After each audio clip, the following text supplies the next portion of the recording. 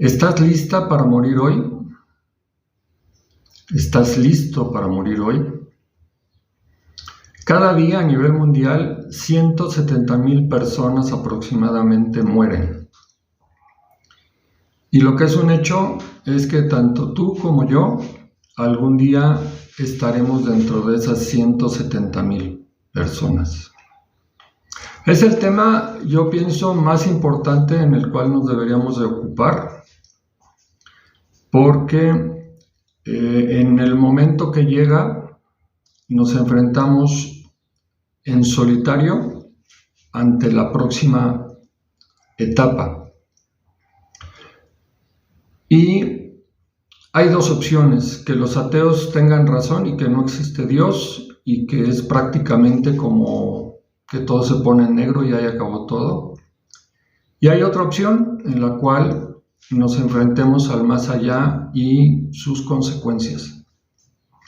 En este video y en este canal voy a tocar estos temas. Te invito a que permanezcas en este video. Te aseguro, y no es por mí, que será el video más trascendente que veas en tu vida. Y posteriormente, cada semana te invito a que veas los contenidos que estaré subiendo, siempre relacionados con este tema. Antes de entrar en el tema en sí, quiero hacer una pausa y quiero ponerte un ejemplo. Tal vez sea un tanto burdo, pero creo que es muy esquemático.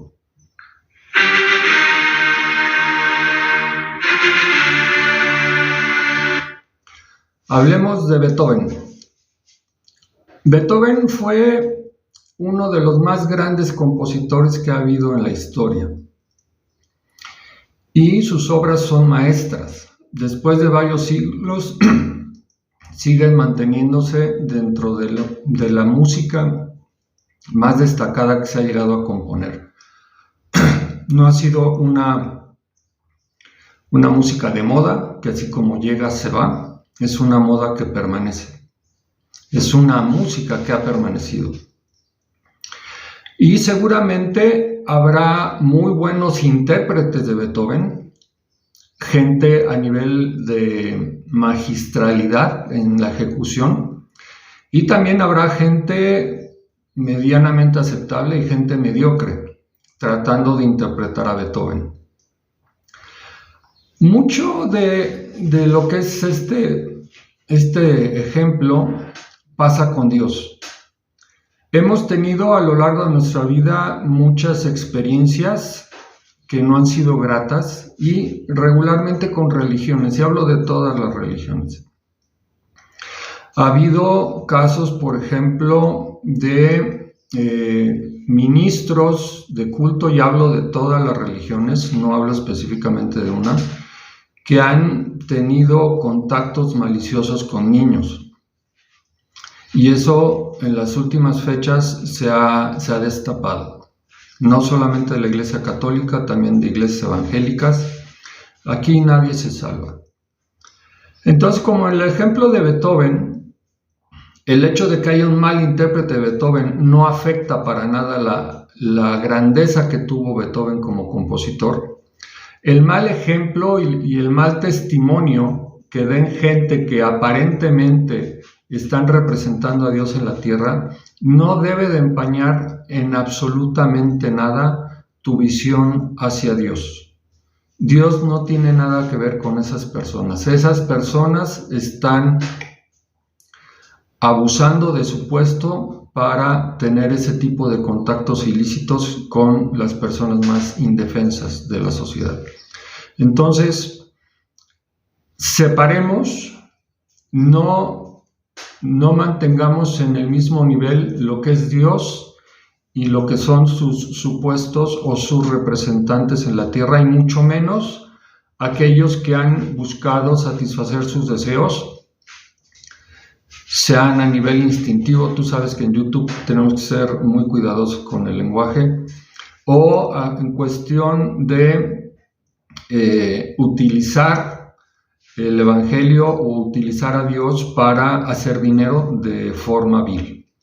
Entonces, una vez hecha esa distinción, y te invito a que durante todo este video tengamos esa percepción, una cosa es Dios y otra cosa son los hombres, otra cosa son las religiones.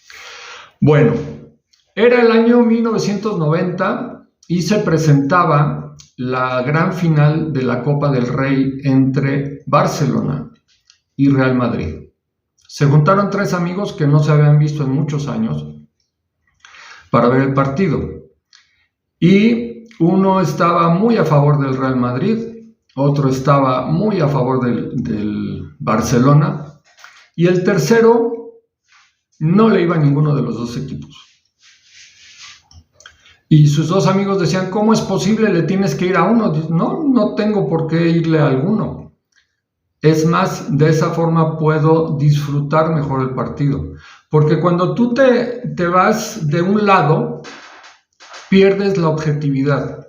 Entonces, todo lo que haga tu equipo lo vas a ver de una forma muy diferente a lo que haga el otro equipo. Y si el otro equipo hace una muy buena jugada, como está afectando a tu equipo, lo vas a dejar de apreciar en su justa dimensión. Entonces, tal vez a nivel de pasión, el que le iba al Barcelona, acabando el partido, quedó fascinado porque ganó Barcelona 2-0. Su amigo, el que le iba al Real Madrid, quedó decepcionado, quedó triste porque su equipo perdió. Y muy probablemente, tal vez no al nivel de un aficionado normal, pero tal vez la persona que más disfrutó de ese partido fue el tercer amigo, el que no tenía ninguna preferencia por ninguno de los dos equipos. En este breve ejemplo te quiero una vez más invitar a que este video lo veas con esa percepción. Que dejemos ahorita un tanto de lado las concepciones que tenemos de lo que son las religiones, de que es diferentes episodios que vamos a ver de la historia y que los podamos aquilatar de una forma objetiva. Toma en cuenta que estamos hablando de tu muerte y es sumamente importante que tú durante lo que te resta de vida vayas preparando ese proceso de una manera deliberada para que tú estés plenamente consciente de que estás haciendo un proceso mediante el cual cuando llegue el momento definitivo de que te tocó ser de esos 170,000 personas, tú tengas la paz y la tranquilidad de que el siguiente paso nada más es un paso, ¿sí? Entonces, te invito a que dejemos un tanto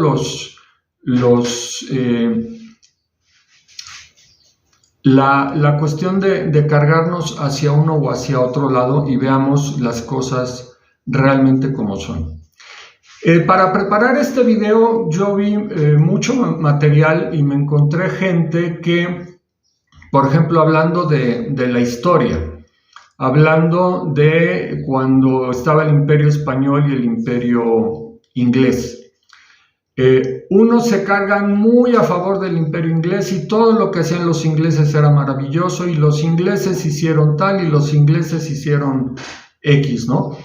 Y minimizaban al Imperio Español y el Imperio Español era todo corrupción y era todo ambición por dinero, y del otro lado lo mismo, ¿no? Todo lo que hacían los ingleses era absolutamente perverso.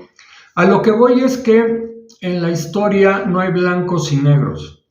De hecho, estamos viviendo la parte de la historia más pacífica de la historia de la humanidad. No ha habido ningún otro momento en la historia donde haya habido más paz. Y fíjate que estamos en problemas. Entonces, si hablamos, por ejemplo, del siglo XVI, pues había mucha pobreza, había muchas guerras, había mucha corrupción en todos lados. Entonces, no podemos decir que unos eran los buenos y otros eran los malos en cuanto, por ejemplo, países, ¿sí?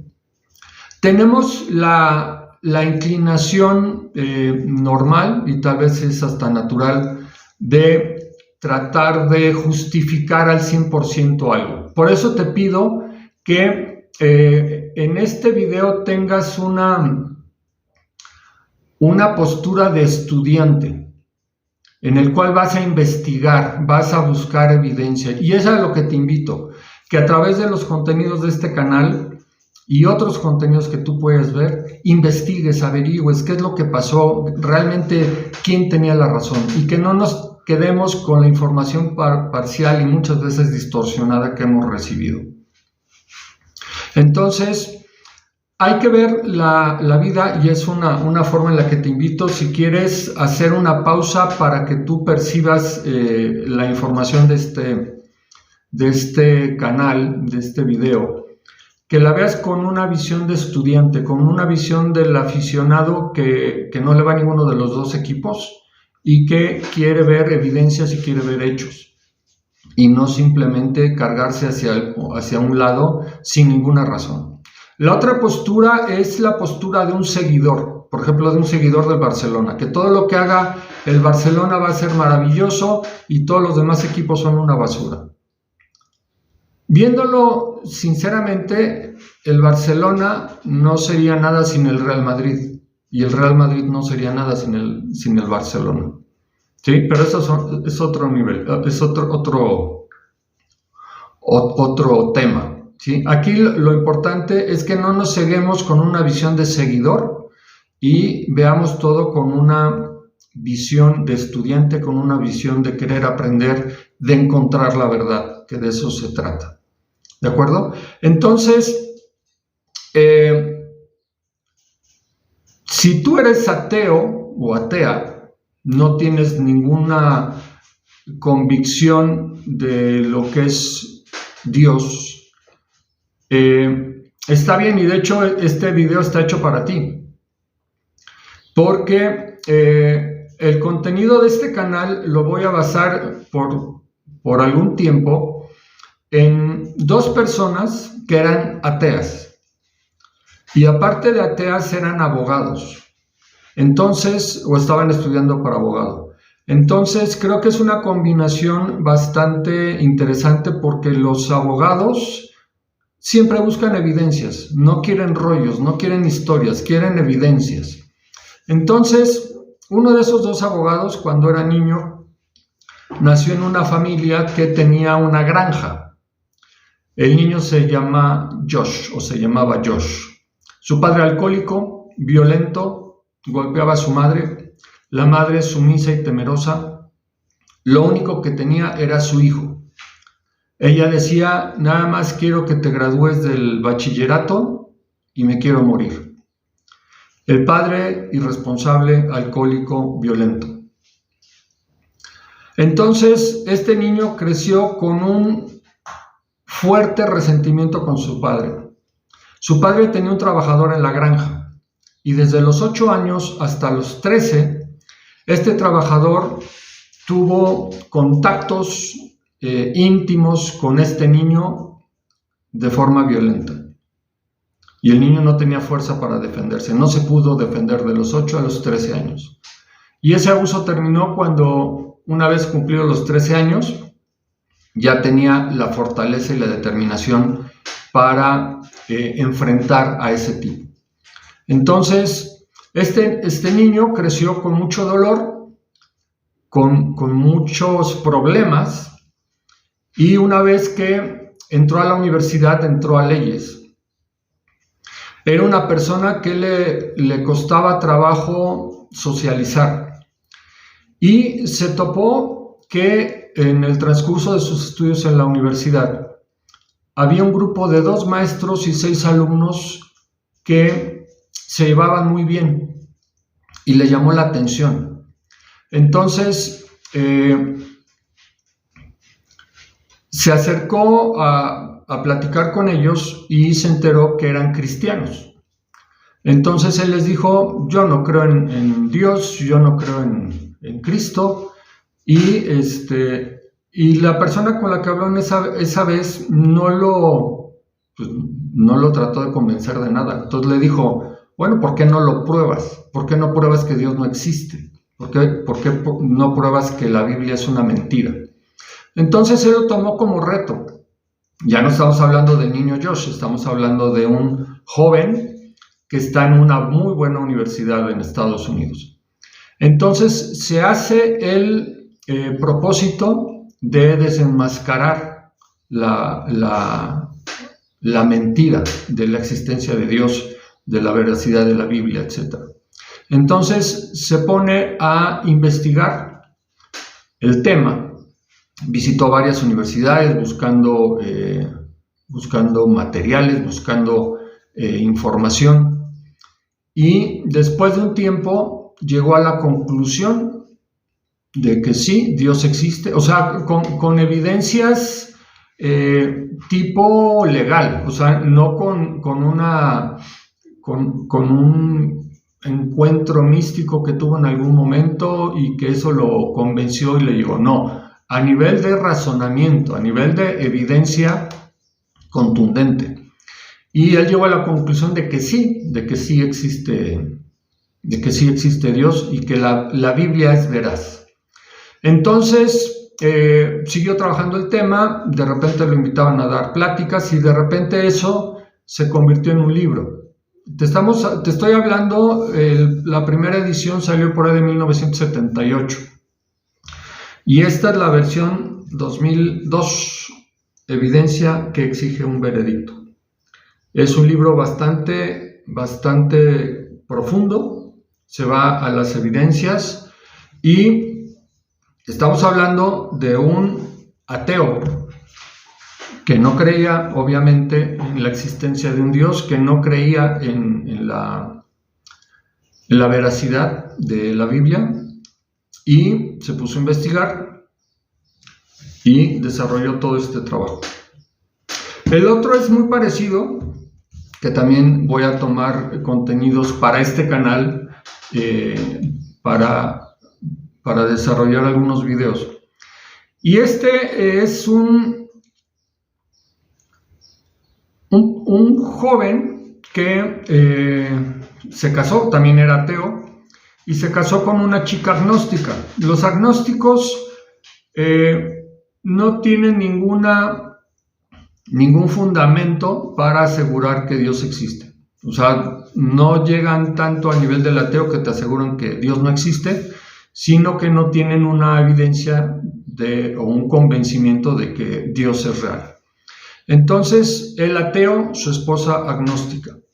Entonces, hubo un problema en la familia. Su hija se estaba ahogando y la tuvieron que hospitalizar. Estaba muy problemático el asunto y se acercó una señora a hablar con la esposa de este señor que se llama Lee y le compartió el evangelio. Entonces, después de que el problema con su hija se solucionó, su hija se salvó porque se estaba asfixiando, la señora que le compartió a su esposa visitó algunas otras ocasiones a la señora, y un día la esposa de Lee le dijo, ¿sabes qué? Soy cristiana. Y Lee se molestó porque dijo, yo no me casé con una cristiana, yo me casé con una agnóstica. Ella sabía que yo soy ateo. Él se molestó mucho. Entonces, para probarle a su esposa que estaba cometiendo un gran error, se puso a investigar del tema. Este periodista tenía un posgrado en leyes en la Universidad de Yale. O sea, estamos hablando de una persona estudiada, de una persona que ya tiene una maestría en leyes. Y esto lo usó porque él hacía investigaciones sobre temas legales. Nada más como ejemplo, una vez investigando en un archivo, se encontró una información que no debería de estar ahí, una información confidencial de Ford Motor Company. Había informes internos de la compañía donde se decía que un vehículo, me parece que era el Pinto, el nombre del modelo, el Pinto, tenía riesgo de incendiarse si recibía un impacto por la parte trasera a más de 25 millas por hora. Entonces había habido casos en los cuales había habido ese tipo de impactos y había habido muertos. Entonces la compañía se negó a modificar el vehículo, el diseño del vehículo, y por cuestiones económicas. Entonces este investigador, este abogado, este periodista con posgrado en leyes, desarrolló el tema y fue un gran escándalo en Estados Unidos y se generó pues una demanda muy, muy grande.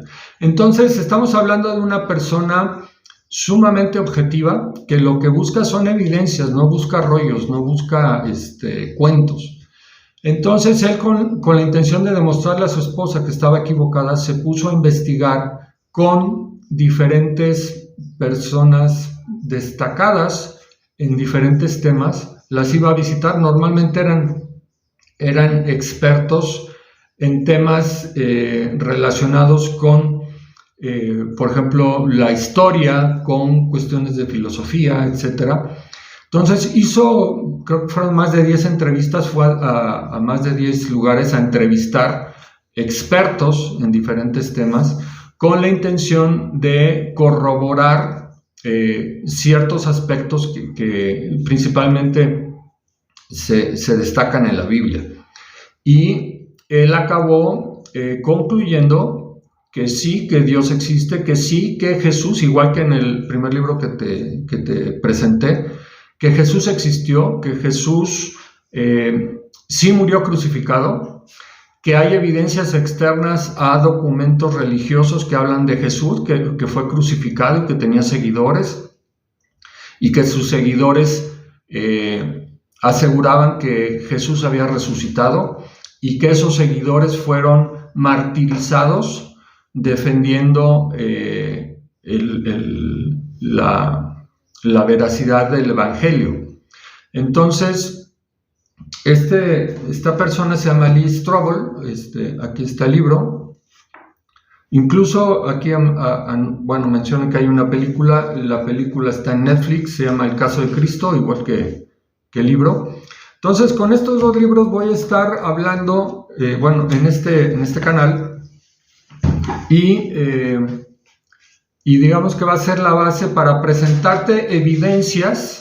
Si tú eres ateo o tienes alguna duda con respecto a Dios, y estamos hablando nuevamente, insisto, de tu muerte, de qué hay del otro lado el momento en el cual tu corazón deje de latir. Entonces, puede ser que a final de cuentas, cuando tú veas varios videos de este canal y de algunos otros, tú concluyas que no, y está bien. Pero lo que yo quiero es presentarte la evidencia para que tú tomes tu determinación de qué es lo que vas a hacer, ¿sí? Yo no te quiero invitar a una religión, yo no te quiero cambiar de religión, ¿sí? Yo lo que te quiero es presentar evidencias mediante las cuales tú puedas tener la certeza y la tranquilidad de que cuando llegue el momento tú vas a estar en paz. Y tú vas incluso a anhelar el momento en el cual dejes este plano y te vayas al plano siguiente. Ok, como ya hablé un poco de la Biblia, ya hablé un poco de Jesús, voy a basar este video, este canal. De hecho, si te fijas, este canal se llama Y con toda tu mente y tiene un número 7 al final. Ese nombre, independientemente de la plataforma e independientemente que posteriormente voy a sacar un sitio web, se llama igual, Y con toda tu mente, seguido sin espacios, Y con toda tu mente 7, y puede ser .com en el caso del sitio de internet. ¿A qué va con esto de Y con toda tu mente? Hubo un momento en el cual Jesús estaba... Quiero que te visualices cómo era la vida pública de Jesús. Jesús, conforme iba haciendo milagros, haciendo sermones, dando pláticas, cada vez lo seguía más gente. Y la gente se convencía porque los cojos caminaban, los ciegos veían, los sordos oían, los leprosos quedaban limpios y limpios de inmediato. Entonces eso atrajo mucha gente hacia Jesús. Incluso una de esas veces le tuvo que dar de comer a más de 5,000 personas. Y entonces había un grupo religioso que era el grupo que más detestaba a Jesús, que eran los fariseos. ¿Quiénes eran los fariseos? Los fariseos eran religiosos que su motivo de ser era cumplir a rajatabla la ley de Moisés, todo lo que viene en el Pentateuco, en los primeros 5 libros de la Biblia, que también es el libro de los judíos, que compartimos eso que le llaman Torá. Entonces, esos religiosos también seguían a Jesús, pero lo seguían para vigilarlo, para tratar de encontrar momentos en los cuales Jesús se equivocara, dijera cosas en contra de la ley de Moisés, y poderlo acusar de hereje. También les preocupaba a Jesús porque como en esa etapa lo que ahora es Israel estaba ocupado por los romanos, pues no querían generar problemas con los romanos, ¿sí? Entonces querían los judíos, los religiosos, querían, digamos, que mantener la fiesta en paz y no querían problemas. Entonces, en una de esas, un fariseo le pregunta a Jesús con la intención de evidenciarlo, de provocarlo que cayera en un error. Le dijo: Maestro, ¿cuál es el principal mandamiento de la ley? Y Jesús le dijo: amarás al Señor tu Dios con todo tu corazón, con todas tus fuerzas y con toda tu mente. ¿Sí? De ahí viene el título de este canal: y con toda tu mente. Y a tu prójimo como a ti mismo. Entonces Jesús dijo: en estos 2 mandamientos, en amar a Dios con todo tu corazón, con toda tu alma y con toda tu mente, y a tu prójimo como a ti mismo, se simplifica todo lo que viene en la ley y los profetas. ¿Sí? Que no robarás, pues no lo vas a hacer en contra de tu prójimo porque lo amas. Que no adulterarás, pues no lo vas a hacer porque respetas a la mujer ajena, ¿no? Y respetas a tu propia mujer.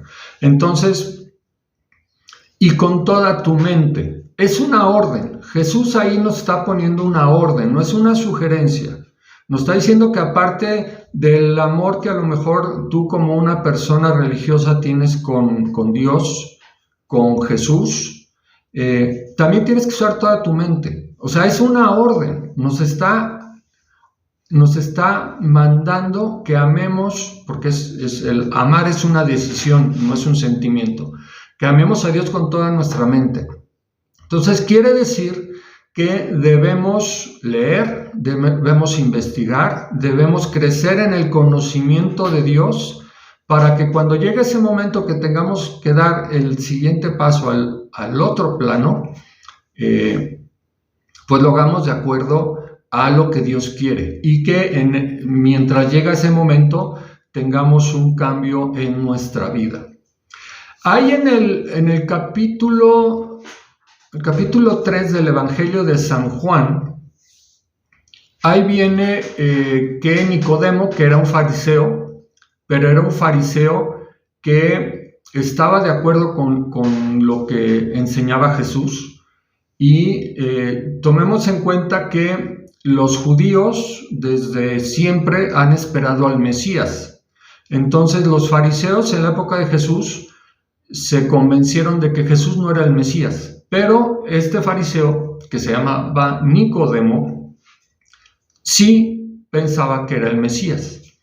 Entonces, Nicodemo fue a visitar a Jesús de noche. ¿Por qué de noche? Porque la Biblia nos dice que Jesús fue a visitar a Jesús de noche, porque lo hizo a escondidas, porque no quería que los otros fariseos y la gente vieran que él como fariseo de un nivel alto, no quería que lo vieran platicando con Jesús. Y para no omitir algún detalle, te voy a leer directamente de la Biblia lo que dice esos versículos en el capítulo 3 de el Evangelio de San Juan. Dice: había un hombre de los fariseos que se llamaba Nicodemo, un principal de los judíos.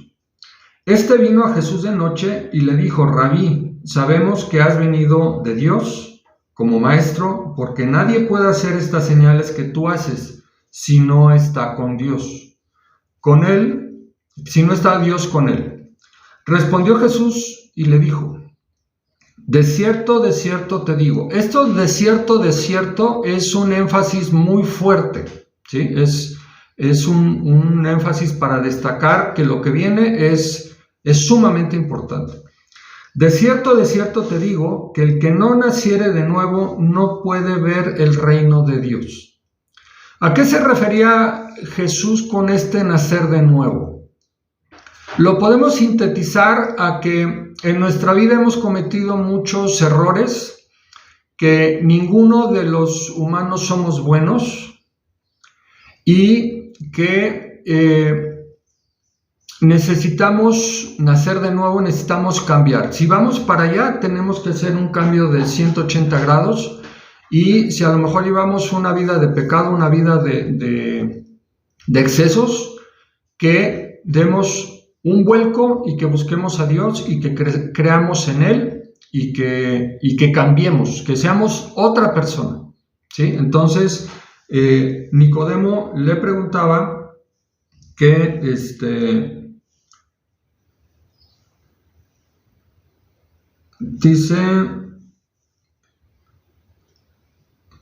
le preguntaba que estas señales que tú haces nadie las puede hacer si no es de Dios. Entonces Jesús le responde eso y Nicodemo le dijo: ¿cómo puede un hombre nacer siendo viejo? Nicodemo era viejo. ¿Puede acaso entrar por segunda vez en el vientre de su madre y nacer? Respondió Jesús: de cierto te digo. Otra vez está haciendo un énfasis muy fuerte, que el que no naciere del agua y del espíritu, ahí está hablando del bautismo en agua y del bautismo en el espíritu, no puede entrar en el reino de los cielos. O sea, si tú no cambias y tú no, le entregas tu vida a Dios, cambias y quitas todo lo que sabemos que está mal, no puede entrar en el reino de Dios. Y un poco más adelante te invito a que leas todo el capítulo. Jesús le dice, porque de tal manera amó Dios al mundo que ha dado a su Hijo unigénito. O sea, Dios ha dado a Jesús para que todo aquel que en Él cree, o sea, nada más está hablando de creer, no se pierda, mas tenga vida eterna. Porque no envió Dios a su Hijo al mundo para condenar al mundo, sino para que el mundo sea salvo por Él. Sabemos que a Jesús lo crucificaron, ¿sí? Y muchas veces tenemos como que la película medio revuelta y no nos queda claro por qué dejó Jesús que lo crucificaran. Jesús sabía desde el momento uno que lo iban a crucificar. Incluso unos días antes, Jesús les dijo: yo voy a morir, es necesario que yo muera. O sea, Jesús ya sabía a lo que iba. Entonces, era prácticamente la peor muerte, la muerte en crucifixión. Es una muerte pavorosa. Y Jesús estuvo dispuesto a enfrentar esa muerte. Aquí acabamos de leer que Dios envió a su Hijo al mundo para que todo aquel en el que Él cree no se pierda, mas tenga vida eterna. Muchas veces tenemos dudas acerca de lo que significa Dios y acerca de muchas cosas que no nos podemos explicar, de por qué Dios permite tal cosa, por qué Dios hace tal cosa. No necesitas tener resueltas todas tus dudas para entregarle tu vida a Dios. O sea, créeme, si tú sientes vacío, independientemente de que a lo mejor tienes muchas cosas materiales y a lo mejor te está yendo muy bien o muy mal en tu trabajo, nada absolutamente te va a dar paz, sino el rendirle tu vida a Dios y decirle: Señor, yo no puedo por mis fuerzas, ¿sí? Muchas veces buscamos y nos empeñamos en el éxito, tal vez empresarial, laboral, económico, social. Pero ¿qué pasa? Mucha gente que llega a esos niveles se da cuenta de que ahí no está la felicidad. Sin embargo, ves a otras personas que tienen muchas carencias, tienen muchos problemas y tienen su fe puesta en Cristo y están tranquilos, están felices, están satisfechos. ¿Sí? Entonces, la cuestión es, si hubiera habido alguna otra alternativa mediante la cual, o si existiera alguna otra alternativa mediante la cual una vez que nosotros muramos podamos llegar a la vida eterna, si hubiera alguna otra alternativa, ¿tendría algún sentido que hubieran crucificado a Jesús? O sea, si se tratara de pertenecer a una religión X y de portarse bien, de no robar, no matar, no decir groserías, no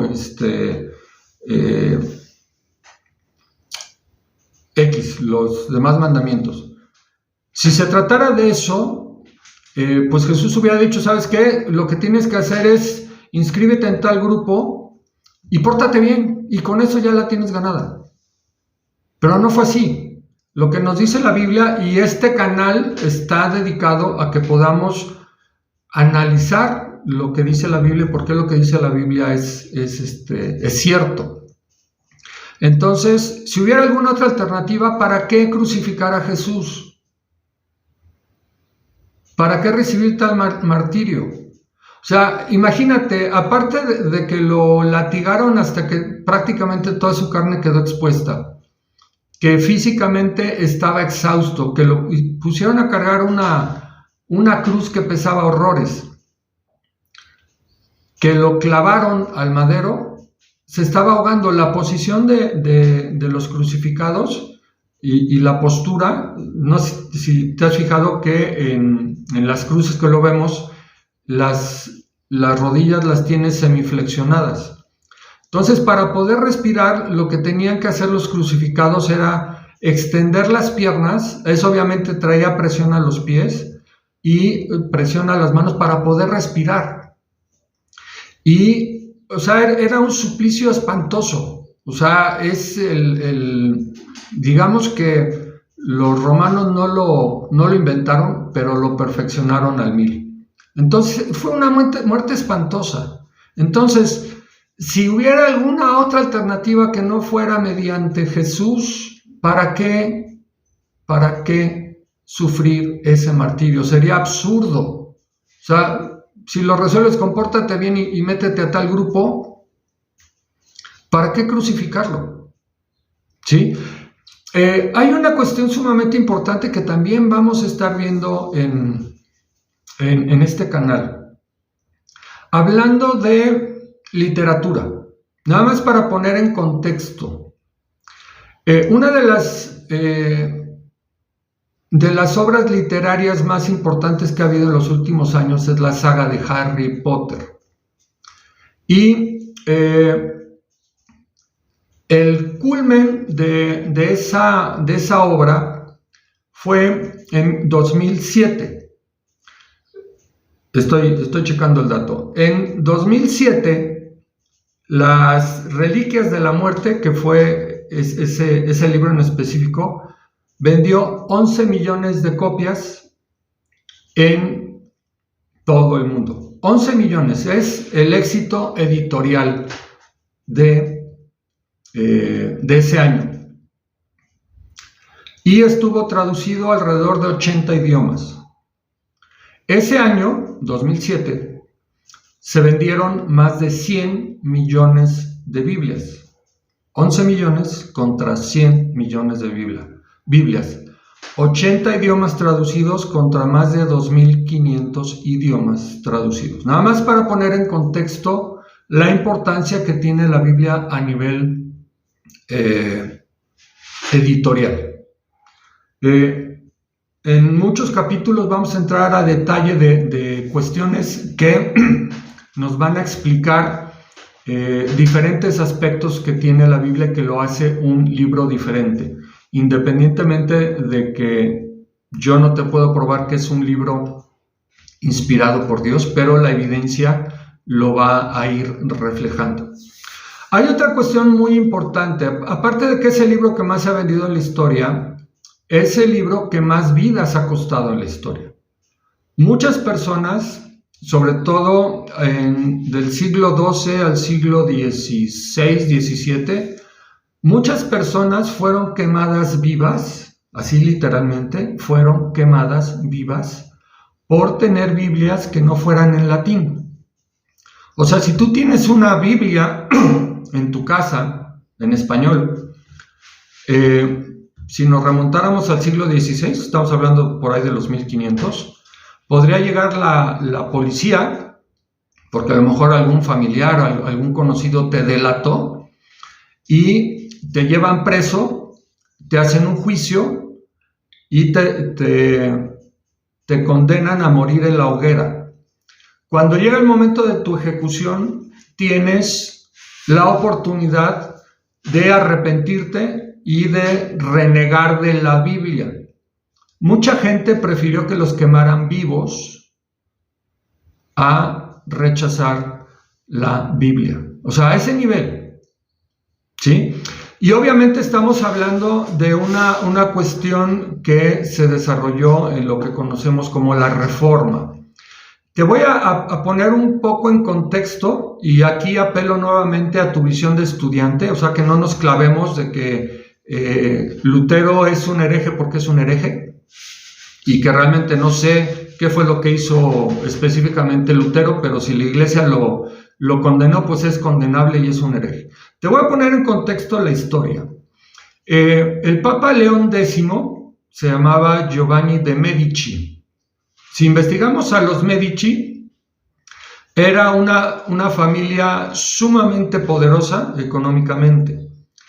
En esa época, el papado era una cuestión de dominio político, sobre todo en Europa. Todos los reyes tenían que doblarse ante el Papa. Todos los reyes tenían que mandar tributos al Papa. Y los reyes y quien no fuera rey, todos le tenían que mandar tributo al Papa. Entonces, pues estamos hablando de una etapa de corrupción dentro de la iglesia. Porque si estamos hablando de que supuestamente en este caso León X es sucesor de Pedro, pues Pedro no tenía un fin de poder y de dinero que tenía León X. Y había, digamos que, distribuciones territoriales que eran los obispados, un poco como se manejan ahora. Y esos obispados se compraban. Entonces los obispos invertían de su dinero para tener su obispado. Era un poco como son ahora las franquicias. Si tú tienes una franquicia de una marca y a lo mejor te dan el territorio de, por ejemplo, voy a hablar de mi entorno de Puebla y Tlaxcala, pues yo puedo usar esas franquicias en Puebla y Tlaxcala y nadie más se va a meter y todo lo que generen esas franquicias va a ser para mí. Y tengo que pagarle a la marca que yo estoy, que estoy de franquiciatario, le tengo que pagar sus regalías. Y si quiero extenderme hacia Oaxaca y Guerrero, pues tengo que pagar otro dinero para tener el derecho de operar en exclusiva ese territorio. Así eran los obispados.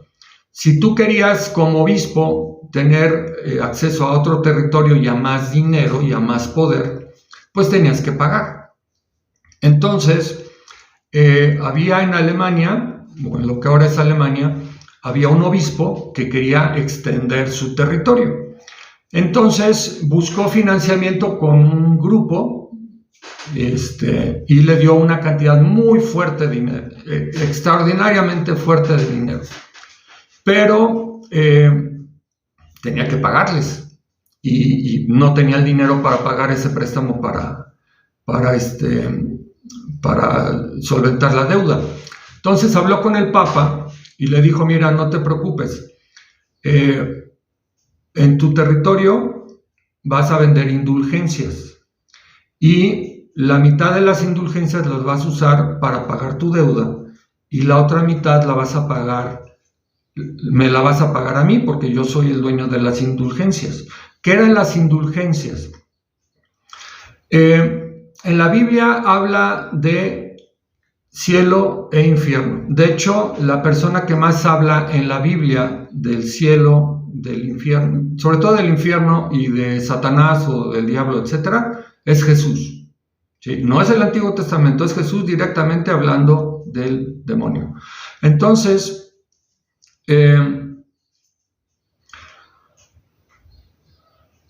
se creó en algún momento en la historia el esquema del...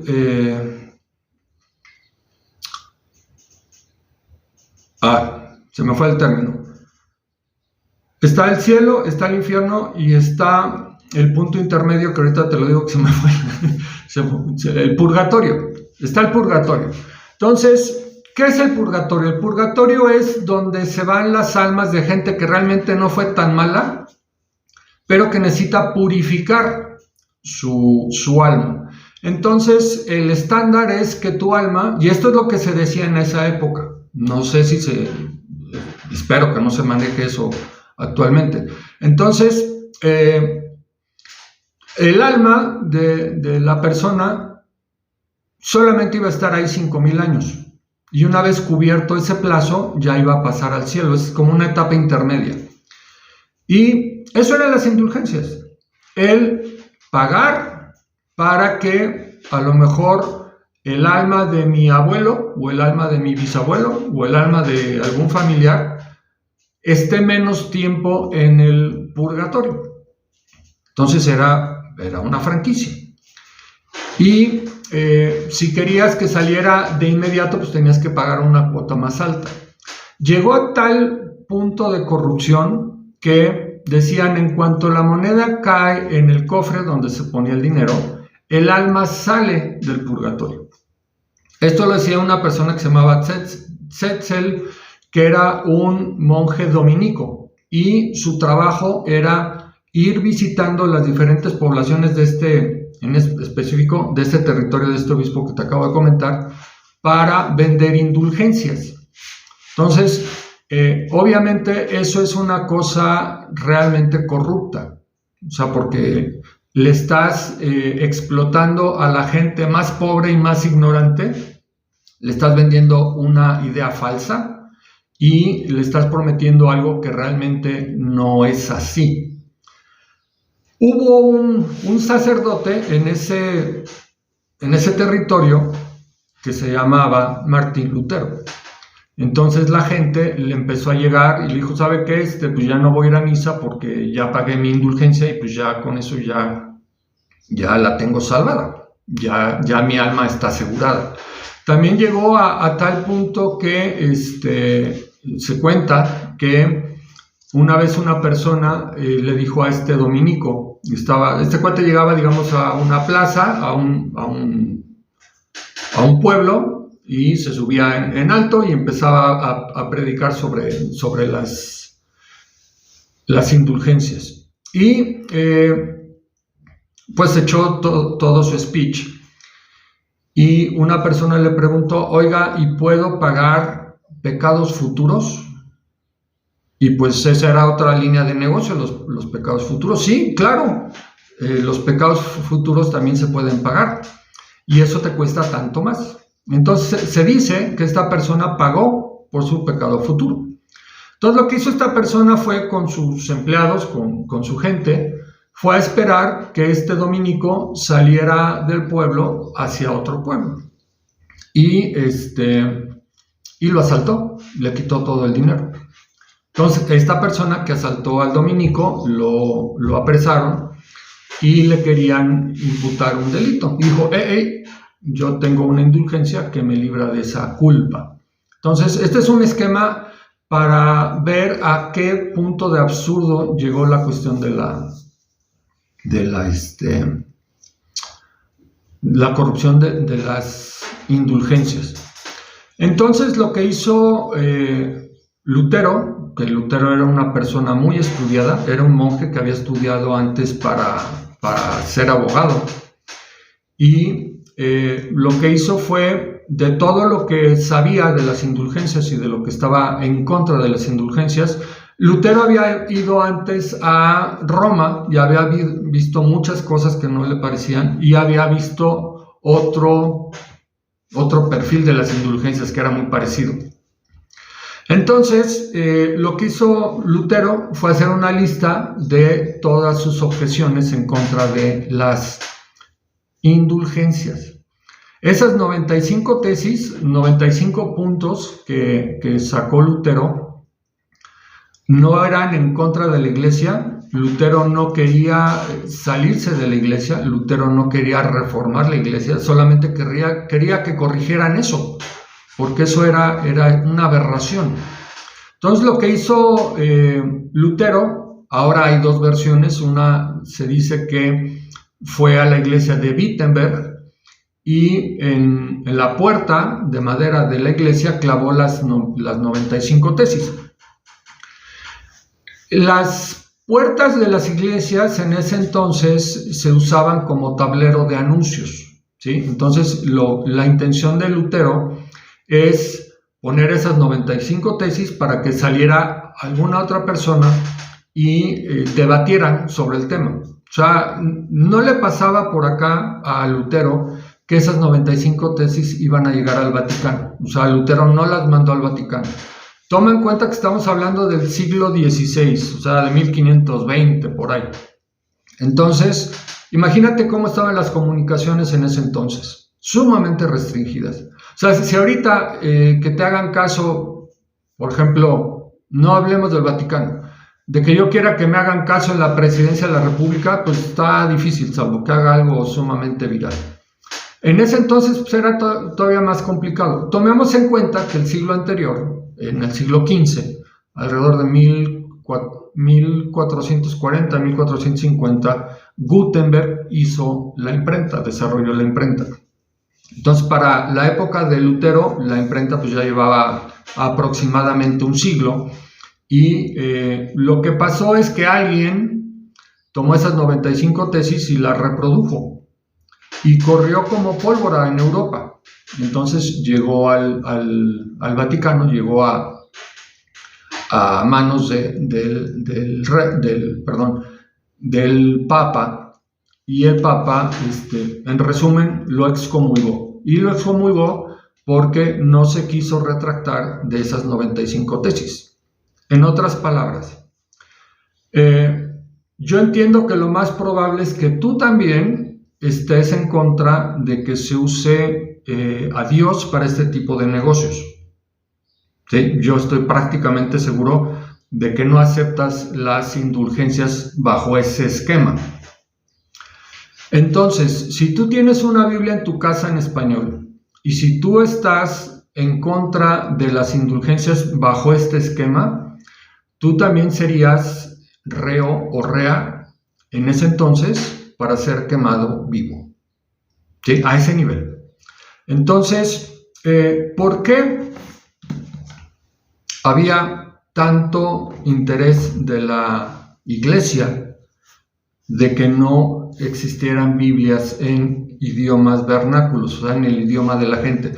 Recordemos que las misas eran todas en latín, las Biblias que había estaban en latín, y antes del desarrollo de la imprenta, el costo de una Biblia representaba el salario de un año de una persona promedio. O sea que era prácticamente imposible tener una Biblia en latín. Vayámonos un poquito antes al siglo XII, que es digamos, donde inició los antecedentes de la Reforma. Había una persona muy rica en Francia que se apellidaba Baldo. Y esta persona tenía muchas propiedades, tenía muchos negocios, era una persona muy próspera y perdió un amigo. Y en esa pérdida fue un choque espiritual muy fuerte para él. Entonces se acercó a Dios y como tenía recursos, compró una Biblia. Pero como la Biblia estaba en latín y él no sabía el latín, hay dos versiones. Una es que le pagó a un sacerdote para que se la tradujera, o sea, para que se la leyera, traduciéndola, y otro que la escribiera, ¿sí? Entonces, para hacer el cuento largo, Ese fue su delito. Él, al momento de llegar al pasaje en el cual llega el joven rico y le pregunta a Jesús que qué necesita hacer para ser salvo, y pues ya le dice que cumpla los mandamientos, etc. Entonces le dice, eso ya lo tengo, ¿qué más puedo hacer? Dice, bueno, pues vende todo lo que tengas, dáselo a los pobres y sígueme. Entonces cuenta la Biblia que el joven se puso triste porque no quería vender lo que tenía. Y de ahí sale la cuestión de que es más fácil que un rico pase que un camello pase por la aguja por el ojo de una aguja, que un rico entre en el reino de los cielos. De ahí viene. Entonces, Baldo sí hizo eso. Vendió todo lo que tenía. Él tenía una esposa y tenía 2 hijas. Aseguró el futuro económico de su esposa y sus hijas, y él se puso a recorrer Europa predicando el evangelio. Entonces, en ese entonces estaba prohibido que la gente que no era religiosa hablara del evangelio. Y por eso, a fin de cuentas, y haciendo el tema más corto, lo quemaron vivo. Por eso, porque no aceptaba el dejar de predicar el evangelio. O sea, ¿a qué nivel de convicción llegó promoviendo el evangelio, que prefería que lo quemaran vivo a rechazar a su Señor Jesús? No estaba loco, era una persona que había tenido un encuentro sumamente cercano mediante todo lo que le había pasado y todo lo que había hecho. Entonces, a Lutero, regresando al siglo XVI, a Lutero era maestro en una universidad, creo que también era la de Wittenberg, si no me equivoco, y Alemania en ese entonces había un emperador, que era Carlos V, que aparte era rey de España, pero en Alemania los reyes no eran por descendencia, o sea, no el nuevo rey era el hijo del rey anterior. Ahí lo que había era diferentes fracciones territoriales en las cuales había príncipes, había duques, etc. Entonces, de ahí viene el término príncipe elector. Lo que hacían cuando se tenía que nombrar un nuevo emperador, se juntaban los príncipes electores y ellos determinaban quién era el nuevo emperador. Entonces, cuando llegó Carlos V, él compitió con Enrique VIII. Enrique VIII también quería ser emperador de Alemania. Y pues le ganó Carlos I de España, le ganó y se convirtió en Carlos V. Y entonces, cuando Lutero hace esto, el príncipe elector era Federico de Sajonia, Federico el Sabio. Federico era dueño de la Universidad de Wittenberg, y digamos que la estrella que más gente atraía a su universidad era Lutero. Lutero era maestro, entonces digamos que era la estrella de Federico el Sabio. Y cuando surgió todo este problema con el Vaticano,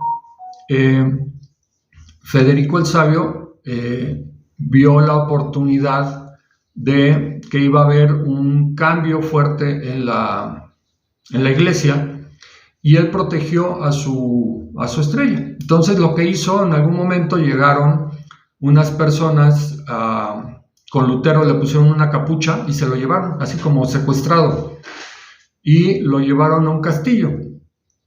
Y resulta que lo que lo secuestraron era gente de Federico el Sabio, y lo secuestraron para protegerlo. Entonces, el Papa pues tampoco, digamos que se medía, y pues había ciertas cosas que no hacía. Entonces a Lutero lo meten en este castillo, y por 1 año y medio no salió del castillo. Entonces, así un poco haciendo un resumen muy burdo, pues Lutero dijo, bueno, ¿y qué hago? Digo, bueno, pues puedo traducir la Biblia. Entonces tradujo la Biblia al alemán. Y pues eso era incluso hasta peor que lo de las 95 tesis de Lutero. Y ahí también se exponía Lutero a que lo quemaran vivo por otras, o sea, independientemente de que lo habían excomulgado por lo de las 95 tesis, se arriesgaba a que lo quemaran vivo por traducir la Biblia al alemán. Y lo que hizo Lutero fue traducirlo a un alemán no culto, a un alemán que cualquier alemán podía entender.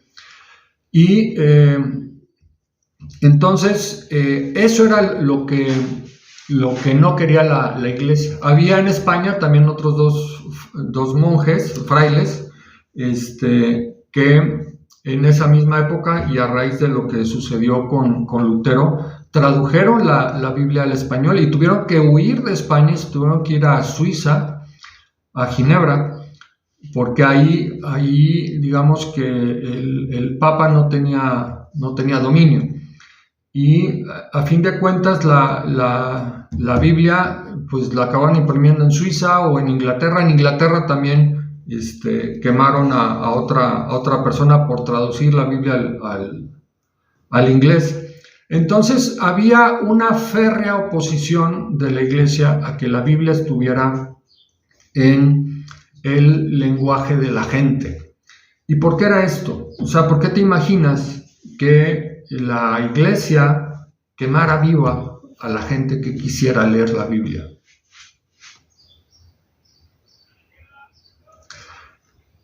La razón es simple, porque lo que promovía y muchas veces promueve la iglesia no va de acuerdo a las escrituras. Por ejemplo, hay una cuestión muy seria en la discusión entre católicos y protestantes o evangélicos, como le quieras llamar, que, por ejemplo, los que descendemos de, bueno, yo no es que venga por tradición familiar, pero los que nos acogemos a la visión evangélica o a la visión protestante, si le quieres llamar, se basa en lo que te leí del Evangelio de Juan, para que todo aquel en el que él cree sea salvo y tenga vida eterna.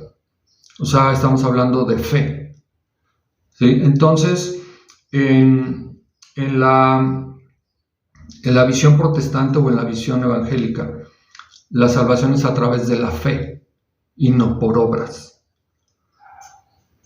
Y la visión de la Iglesia Católica es que para tú salvarte sí necesitas a Jesús, pero también necesitas a la tradición de la Iglesia y necesitas el magisterio de la Iglesia. Entonces yo me pregunto, ¿cuál magisterio? El que cuando la Iglesia era perseguida y morían por defender el Evangelio, por ejemplo a Pedro Nerón lo crucificó, o la iglesia que quemaba viva a las personas y que se oponía a la Biblia. O sea, ¿cuál magisterio de los dos? ¿Cuál tradición de los dos? Insisto, aquí estamos hablando de tu vida eterna. Estamos hablando de que estamos viendo esto con una visión amplia.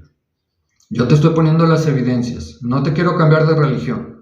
Solamente quiero presentarte el Evangelio tal cual es. ¿De acuerdo? Entonces, lo que quería evitar la iglesia prohibiendo la Biblia fue lo que pasó. Lo que pasó fue que la gente se dio cuenta de que no necesita un intermediario. ¿Sí? Te voy a leer otra parte de la escritura.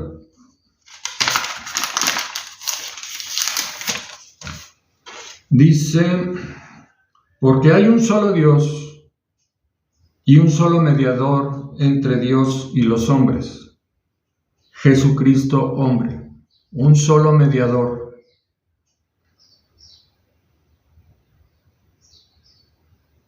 Un solo mediador. O sea, no necesitas otro mediador. Tú tienes acceso directo a Cristo. Y Cristo te pone en contacto con el Padre. Entonces, lo que quería evitar la iglesia era que te dieras cuenta de que no necesitas un sacerdote. Tal vez necesitas una persona que sepa más que tú, que te oriente. Pero una persona, mediante lo que esa persona haga contigo, te va a dar la salvación. La salvación es directamente con Cristo. Entonces, aquí está en la Biblia. Cuando se termina la lectura del Evangelio en cada misa, se dice, esta es palabra de Dios. O sea, yo no te estoy inventando nada. Entonces, si aquí está muy clara la cosa, que es directamente creer en Dios, creer en Jesús, ¿por qué te ponen, bueno, pero además necesitas hacerle caso a lo que diga el magisterio? El magisterio son el Papa y los obispos. También por muchos años, y no hasta hace mucho, estaba prohibido que las personas leyeran la Biblia, porque se decía que se necesita interpretar. Hay cosas que sí son difíciles de entender, pero muchas son muy claras, y te voy a leer algunas. Una dice... Te voy a repetir lo que dice Juan 3:16, porque de tal manera amó Dios al mundo, que ha dado a su Hijo unigénito, para que todo aquel que en él cree no se pierda, mas tenga vida eterna. Porque no envió Dios a su Hijo al mundo para condenar al mundo, sino para que el mundo sea salvo por él. Cada uno de nosotros, por el hecho de ser pecadores, es indigno de estar en la presencia de Dios.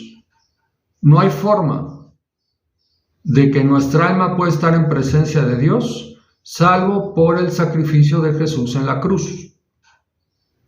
Tú me puedes decir, bueno, si Dios es todopoderoso, ¿por qué no se brincó ese paso? Porque Él así lo decidió. O sea, tú si te avientas de la azotea de tu casa, te vas a caer. Y a lo mejor Dios te quiere mucho, pero estás violando una de sus leyes, que es la ley de la gravedad. Y salvo que sea una cosa sumamente extraordinaria, Dios no te va a agarrar en la mitad de la caída. Entonces, si Dios permitió que su Hijo fuera crucificado, fue porque sabía que es la única forma en la que tu alma puede estar delante de Él. Y imagínate el amor que te tiene Dios a ti, que estuvo dispuesto a sacrificar a su hijo. Seguramente has oído hablar de Abraham, que era una persona sumamente rica y que Dios le puso una prueba. Tuvo mucho problema para tener su primer hijo. No voy a entrar en detalles para desviarnos, pero a fin de cuentas, su hijo Isaac lo adoraba porque era su hijo anhelado. Lo había anhelado por muchos años y él estaba cierto de que ya no iba a ser padre. Entonces Dios le dijo a Abraham, sacrifícame a tu hijo, mata a tu hijo. Si me quieres, mata a tu hijo. ¿Qué hizo Abraham? Se llevó a su hijo, en un burro pusieron leña, llevaban fuego. Isaac en un momento le dijo, oye papá, ¿y dónde está el sacrificio? Porque normalmente sacrificaban borregos, sacrificaban palomas, sacrificaban bueyes. Entonces, de ahí viene la palabra de Dios proveerá. Y llegó un momento en que llegaron al lugar donde se iba a hacer el sacrificio. Abraham amarró a Isaac, sacó el cuchillo y lo iba a matar. Y un ángel del Señor lo detuvo. Esa es una esquematización de lo que pasó con Jesucristo. En lugar de Isaac, el hijo amado, es Jesús. En lugar de Abraham, es Dios. Y para que tú tengas vida eterna, Dios sacrificó a su hijo. En la Biblia solamente habla de creer. Y no se trata de decir, no, sí creo y ya, pues ya cubrí el requisito y ya soy salvo. No, se trata de que nazcas de nuevo, que realmente sientas una angustia por tus pecados y un arrepentimiento por tus pecados y que te humilles ante Dios y le pidas perdón y cambies, que nazcas de nuevo, ¿sí? Un solo intercesor entre Dios y los hombres, Jesucristo hombre. No necesitas confesarle tus pecados a otra persona. Un solo mediador entre Dios y los hombres, Jesucristo hombre. Vamos a ver más versículos que hablan de la salvación por fe. En Efesios 2, capítulo 8 al 9 dice, porque por gracias sois salvos por medio de la fe, o sea, por medio de creer, sois salvos.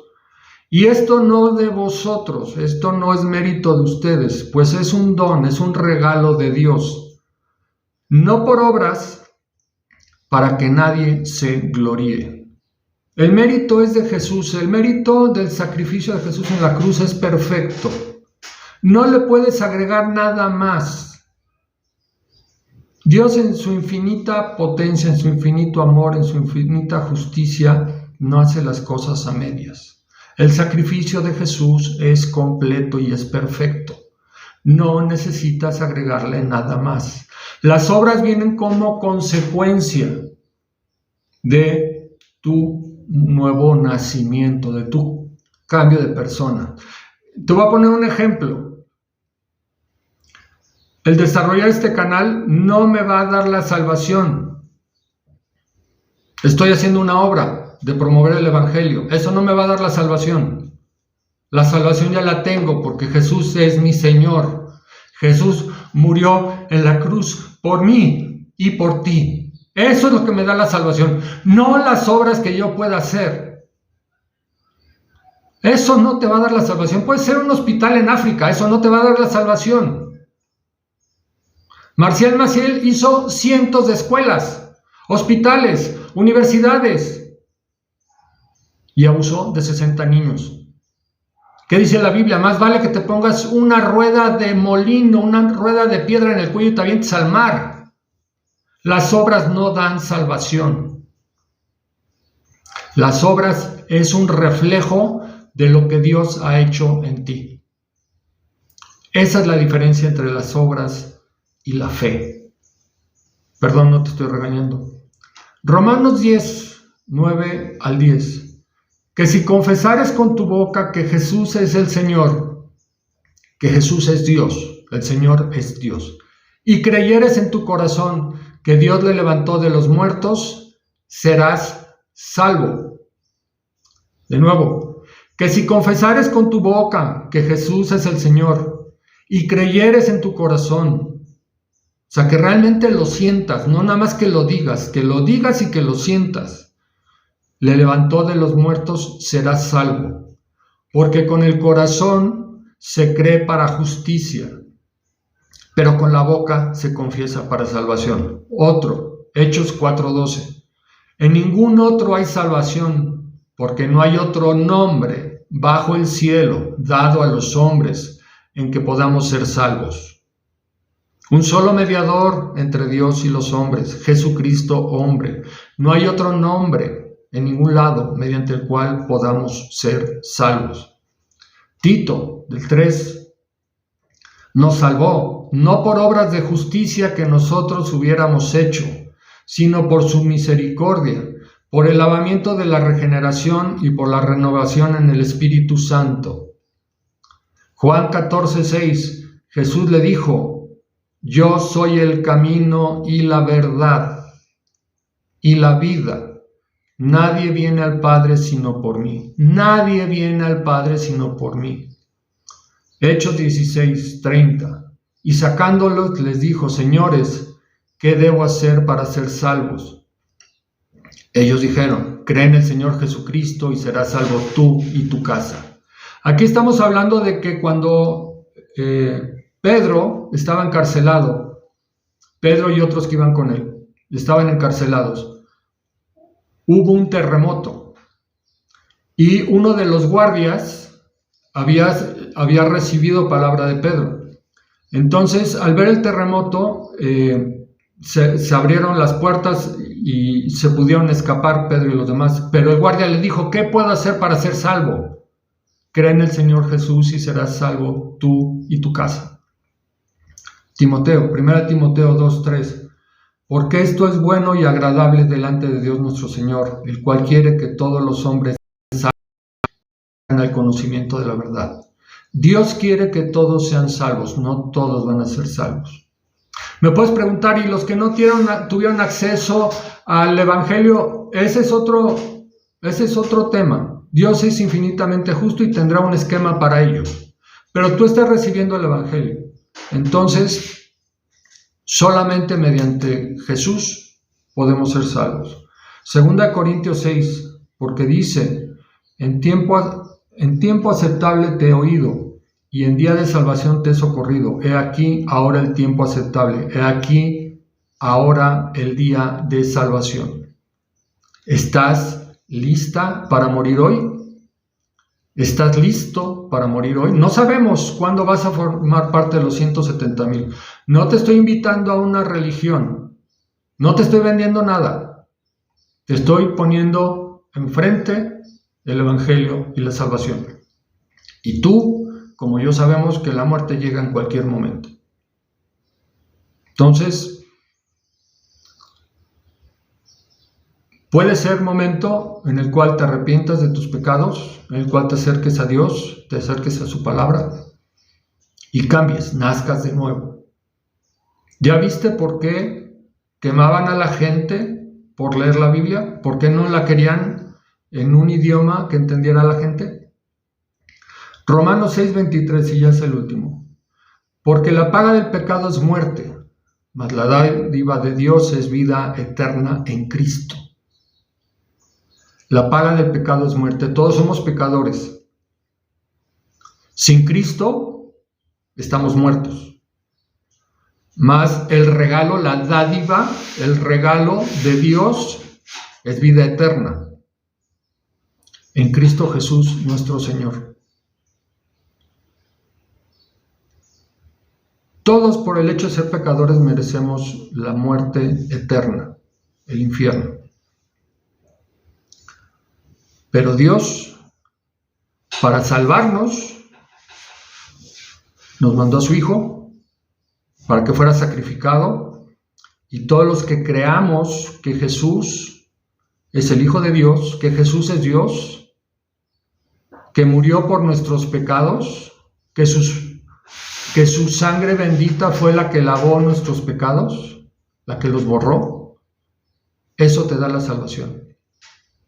Hay una parte en el Evangelio que dice, cuando apresan a Jesús, que Pedro sacó la espada y le cortó la oreja a Malco, que era uno de los guardias del sumo sacerdote.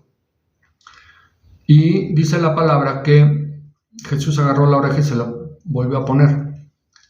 Si no se la hubiera puesto, Pedro hubiera sido sujeto de ejecución, porque agredió a un oficial. ¿Qué fue lo que hizo Jesús?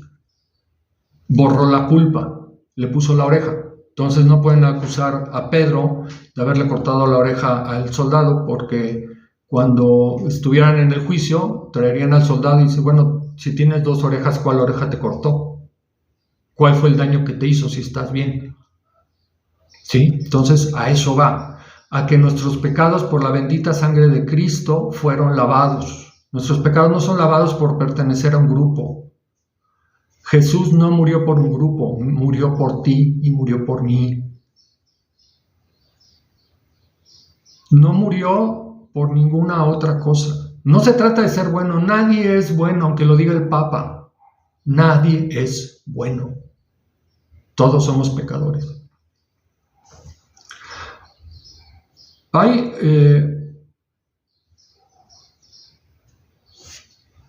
un versículo, 3 versículos que hablan sobre la salvación por obras. Y seguramente si tú sabes de la Biblia me lo vas a sacar. Santiago 2. Dice, hermanos míos, ¿de qué aprovechará si alguno tiene fe? Dice que tiene fe y no tiene obras. ¿Podrá la fe salvarle? Y si un hermano o una hermana están desnudos y tienen necesidad del mantenimiento de cada día, y alguno de vosotros le dice, id en paz, calentaos y sacaos, pero no le deis las cosas que son necesarias para el cuerpo, ¿de qué aprovecha? Así también la fe, si no tiene obras, es una fe muerta en sí misma. Si tú naciste de nuevo, si tú aceptaste a Cristo como cambiar, tú vas a hacer cosas, te va a dar valor de hacer cosas que nunca habías hecho, que tal vez antes te avergonzaban. Y vuelvo, esas obras no te dan la salvación, esas obras son un reflejo de que tienes la salvación.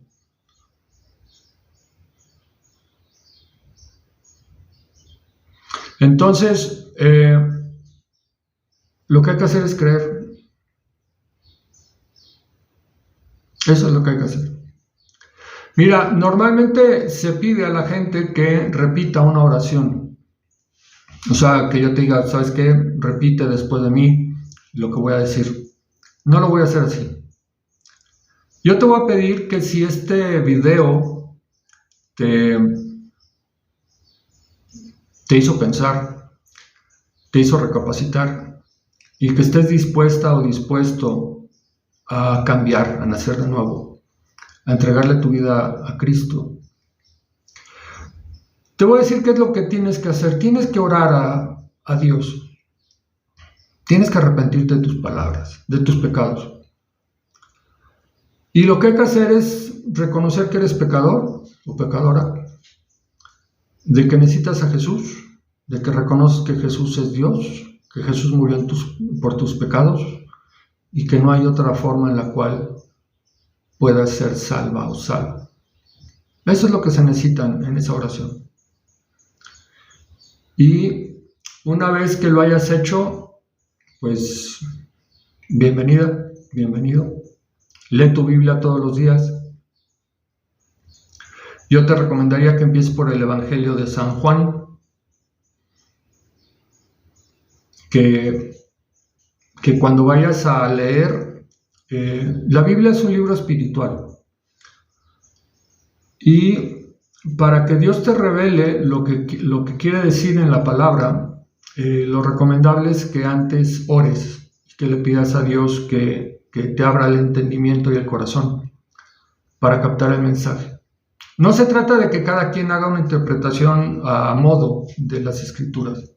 Se trata de que todos la leamos y que si tienes alguna duda, te acerques a alguien que sepa un poco más que tú, o que hay mucho material, sabemos, en Internet. El hecho de usar toda tu mente, la tienes que estirar para que todas esas dudas se resuelvan, para que tu conocimiento se incremente, para que tengas la habilidad de decir esto es basura, esto es oro. Por ejemplo, en las iglesias evangélicas hay un movimiento sumamente popular y sumamente fuerte que se llama el Evangelio de la Prosperidad. O sea, tú si vas a una reunión, es música fabulosa, con luces, una batería que le pega y el bajo le pegan a todo lo que da. Luces, algunos le meten humo. Y nunca te van a hablar de salvación, nunca te van a hablar de pecado, nunca te van a hablar de crucifixión. Te van a hablar de que eres hijo de Dios y que te mereces todo el dinero del mundo y te mereces ser sano y te mereces prosperidad. Por eso se llama el Evangelio de la Prosperidad, económica, física y material. Y espiritual, según esto. Entonces, tú al estar enfrente de esos contenidos, tú tienes que saber, estos están chuecos porque no están hablando de Cristo, no están hablando de sangre, no están hablando de pecado, no están hablando de arrepentimiento. Se dice que hay 30,000 iglesias evangélicas. 30,000 denominaciones. Muchas son diabólicas. Y tú vas y pues no vas a ver al diablo. Pero el evangelio va a estar torcido, así como te digo con los de la prosperidad. Entonces tu conocimiento tiene que crecer para que tú tengas el discernimiento de decir esto sí, esto no. Es más, cuando tú estés en una iglesia puedas checar si lo que están haciendo arriba va de acuerdo a las escrituras o no. Entonces yo te sugiero que ahí donde vivas, averigües donde hay una iglesia que se base en la Biblia, no en evangelio hecho por el hombre.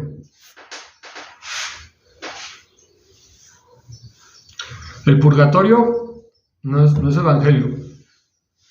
Y por ahí decía Pablo que si alguien, incluso nosotros, les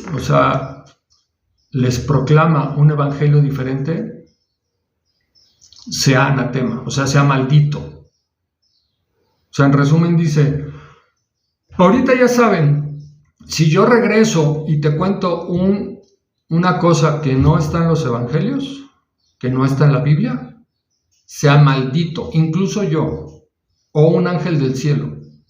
Porque a lo mejor tú puedes pensar que es un ángel del cielo y es un demonio. O tú puedes pensar que una persona es muy espiritual y te está engañando. ¿Sí? Entonces busca una iglesia que se base en la Biblia y ve con esa visión de que tú sepas, porque estás amando a Dios con toda tu mente, aparte con tu corazón y todas tus fuerzas, de que tú sepas si ese evangelio es el correcto, si el estar ahí te va a hacer crecer o te va a desviar. De eso se trata. ¿Estás dispuesta a morir hoy? ¿Estás dispuesto a morir hoy? Te invito a que hoy le entregues tu vida a Cristo, te arrepientas de tus pecados y que nazcas de nuevo.